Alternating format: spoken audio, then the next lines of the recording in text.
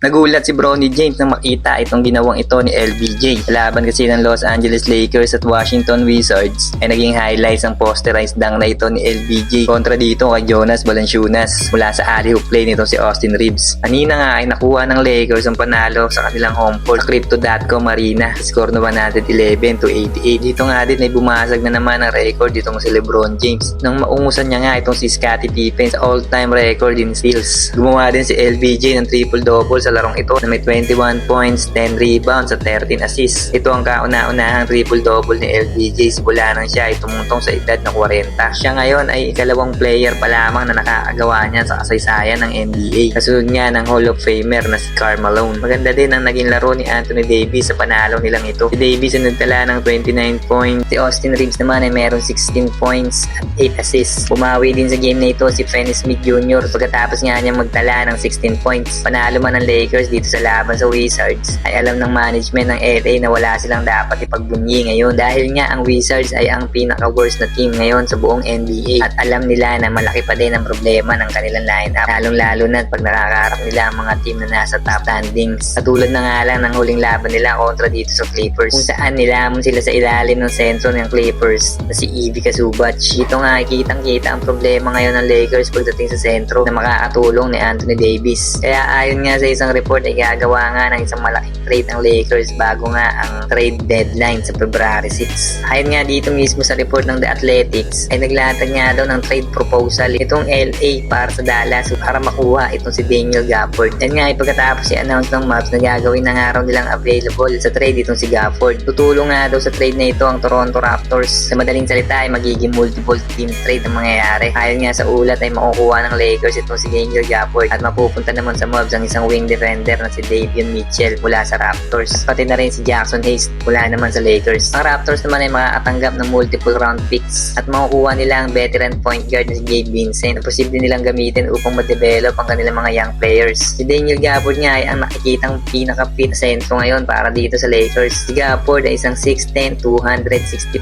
pounds na athletic center na may tira din mula sa 3-point area at kamakailan nga ay gumawa ng impressive 31 points, 15 rebounds at 7 blocks sa kanilang huling laro. Kaya naman hindi na nakakapagtaka kung bakit ngayon nga ay sobrang naging interesado ang Lakers dito kay Daniel Gafford. Sa ibang balita naman ay pakita na magandang laro itong si D'Angelo Russell sa laban nila kontra sa Knicks. Yan nga ay pagkatapos niya magtala ng team high 23 points at 10 assists, double-double. Naging dikit ang laban ng Knicks at itong Nets hanggang sa huling segundo ng laro saan tinalo ng Knicks itong Brooklyn na may 4 na kalamangan sa score na 99-95. Dito pa nga sa post-game interview ay tila may pasaring itong si Russell dati niyang team na Lakers. Sinabi niya kasi sa kanyang interview ang mga katagang, "I'll never take being able to play free basketball like this for granted again." Para bang gustong iparating ni Russell na dito sa Brooklyn ay naipakita niya ang kanyang tunay na laro at hindi katulad dati sa Lakers kung saan halos third option nga lang siya at ginawa pa nga siyang bench player. Well, ito na nga ngayon ang itinuturing na best game nitong si D'Lo mula nang mapunta siya dito sa Nets. Anong masasabi niyo tungkol dito? Maraming salamat sa panonood. Huwag niyo sanang kalimutang i-like ang video na ito at mag-follow na din para sa iba pang basketball updates. Salamat sa suporta.